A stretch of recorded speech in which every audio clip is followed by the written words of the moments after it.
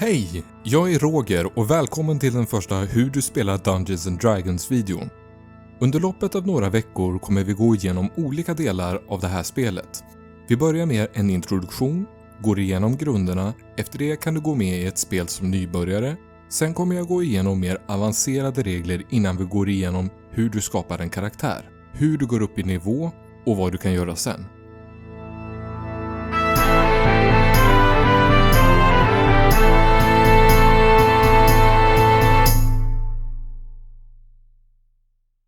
Dungeons & Dragons är ett bordsrollspel skapat av Gary Gygax och Dave Arneson. Det publicerades första gången 1974 och sedan dess har spelet släppts i olika versioner som justerats och utvecklat spelet tills vi nått den femte och senaste upplagan som just nu spelas över hela världen. En del av er har spelat tidigare upplagor och vill lära er den senaste. Andra har kanske sett Dungeons & Dragons refererad i ett avsnitt av The Simpsons, Community eller Netflix thriller sci-fi-serie Stranger Things. Sen finns det de av er som aldrig tidigare hört talas om Dungeons & Dragons. Bara så att alla ska hänga med kommer jag förklara från början.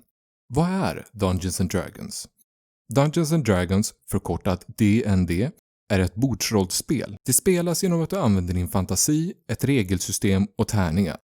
Ofta utspelar det sig i en fantasyvärld av spelare som spelar karaktärer av olika folkslag, bakgrunder och yrkesklasser. Du kan till exempel vara en vis magisk alv, kämpande människosoldat, praktiserande dvärgapräst och många andra kombinationer. Ert mål som spelare kan vara så enkelt som att besegra en ondskefull drake, ta er till världens ände för att återhämta ett magiskt föremål eller mäkla fred mellan olika kungadömen som befinner sig i krig. Men längs vägen finns många utmaningar ni måste övervinna. För att kunna spela spelet, till exempel vilka saker som kommer hända vid olika tillfällen, måste någon ta på sig rollen som spelledare. Spelledaren är ingen spelare. Han eller hon är en berättare, den som beskriver världen spelarna befinner sig i. Spelledaren kontrollerar även monster och andra invånare spelarna kommer i kontakt med i spelvärlden. De kallas kort för NPCs, icke-spelbara karaktärer. Spelledaren kan köpa färdigskrivna berättelser, så kallade äventyrsmoduler, eller skapa dem själv. Spelledarens roll innebär också att tolka reglerna rättvist och underhålla spelarna. Och psst, bara så att ni nya spelare får veta, inte alla spelledare spelar snällt. Varje spelledare kontrollerar en karaktär, även kallad rollfigur. Information om karaktären skrivs oftast ned på ett eller flera papper. Vad du ser här är ett karaktärsblad från den femte D&D-upplagan. Vi kommer gå igenom de olika delarna senare i den här videoserien, så du behöver inte tänka på det nu. Medan din karaktärs folkslag och bakgrund ger din karaktär olika förmåner, så utmärker karaktärens klass främst hur du spelar. Oavsett om du är en alv eller tieflingmagiker med olika bakgrunder kastar du fortfarande trollformler. På samma sätt är människo- och halvorkiska kämpar mästare på närstridsvapen. Även om halvorker är naturligt starkare än människor. Så, klassen avgör hur du spelar och bakgrund och folkslag ger dig olika förmåner. Innan vi fortsätter vill jag att du tar en titt på de här tärningarna. Detta är tärningarna som används när vi spelar D&D. Det här är en tärning med 20 sidor, ofta kallad en D20. Det är den viktigaste tärningen i spelet för den används till nästan allt vi gör. De andra tärningarna, såsom den 12-sidiga, 10-sidiga, 8-sidiga, 6-sidiga och 4-sidiga tärningen eller D12, D10, D8, D6 och D4 används oftast för uträkning av skada och andra mindre vanliga mekaniker. En del har svårt att avläsa den 4-sidiga tärningen. Det kan bero på att det finns olika tryck av den. En visar resultat längst ner och den andra högst upp. Om du skulle ha svårt att avläsa D4, snurra den några gånger och se vilken siffra som inte förändras när du avläser den uppifrån och ned. Det finns också den här, decimaltärningen. Tillsammans med en 10-sidig tärning kan den skapa en siffra mellan 0 till 99. De används sällan, men jag berättar för dig så att du inte kastar bort tärningen utifall att du behöver den. Under spelets gång finns det 3 större kategorier din karaktär kan befinna sig i. Social interaktion, utforskning och strid. Till exempel, om din karaktär accepterar ett uppdrag från statsvakten att fördriva ett pack vättar som angripit vårblommornas fält, är det en form av social interaktion. Likaså är att övertyga vakten att ge dig fler detaljer, eller tvinga honom att låna hans utrustning, eller ljuga om vilket värdshus ni bor på om han skulle behöva hitta er. Genom information ni samlat vet ni att det finns en gömd väg genom den närmaste skogen som kan leda er till platsen osedda. Det är ett perfekt tillfälle att utföra ett överraskningsanfall på vättarna. Att förflytta sig genom den täta skogen, utstå hetta, hoppa över en grop, stjäla proviant från någon annan, smyga förbi vaktposter. Allt som inte innefattar att prata eller slåss brukar beskrivas som utforskning. Och strid? Ja, ordet är ganska självbeskrivande. Men i ett riktigt spel kanske saker och ting inte går lika lätt.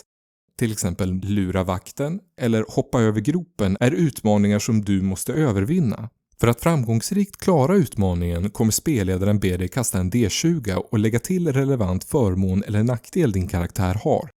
Ditt resultat kommer jämföras med utmaningens svårighetsgrad. Du lyckas om summan av ditt resultat matchar eller är större än den aktuella siffran. Svårighetsgraden kan spelledaren välja att säga eller hålla dold för att skapa spänning. Du kanske istället får veta att uppgiften är svår men möjlig för de som är atletiskt lagda. Liknande i strid kastar du D20 för att attackera fiender. För att lyckas behöver du slå deras rustningsklass. Om du får en siffra som matchar eller är större än deras rustningsklass, då får du utdela skada på dem. Nu använder du de andra tärningarna. Skadan beror på vilket vapen du använder och andra saker som kan påverka situationen, till exempel modifierare. I det här exemplet använder en kämpe ett långsvärd, vilket innebär att han får kasta en D8. Eftersom hans styrkemodifierare är +3 får han lägga till det till skadan. Totalt utbringade han 7 skada mot vätten. Kom ihåg, du kastar först för att se om du träffar ditt mål, sen kastar du för skadan om du lyckas. Kasta för träff, sen skada. Kasta för träff, sen skada. Äventyr och strid är stora ämnen som kommer behöva egna videor så vi sparar dem till en annan gång. Men ta det lugnt, de videorna kommer. När du spelar på riktigt kanske inte spelet är så fyrkantigt i sin struktur. Du kanske misslyckas med att skrämma vakten och startar en strid. Eller du kanske övertalar vättarna att kapitulera när din sida håller på att vinna. Allt eftersom din karaktär övervinner fiender och klarar uppdrag kommer du tilldelas erfarenhetspoäng.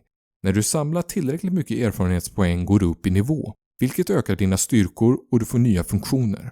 Den högsta nivån en D&D-karaktär kan nå är nivå 20, men många äventyrsmodulkampanjer slutar runt nivå 15 eller innan dess. Så överplanera inte din karaktär innan du pratar med din spelledare.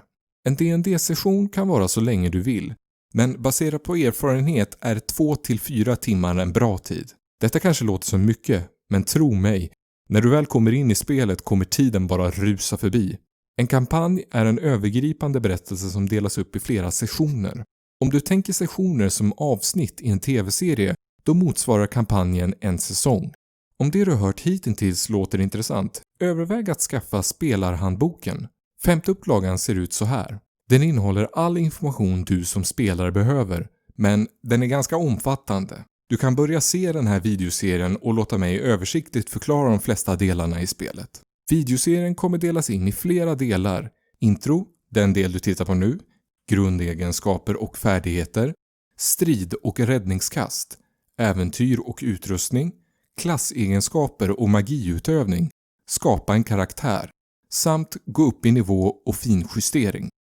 För att lättare förstå spelet finns några färdiga karaktärer, Serio, människokämpen och Lerolin, högalvsmagikern. Dessa karaktärer kommer användas som referens för att tydligare illustrera spelets mekaniker. Du kan hitta deras karaktärsblad i klippets beskrivning. Och förresten, om du tyckte om den här videon, ge den tummen upp. Prenumerera om du vill veta när framtida videor släpps. Och kommentera längre ner om du har något att säga. Tills vi ses igen, Roger över, Roger ut.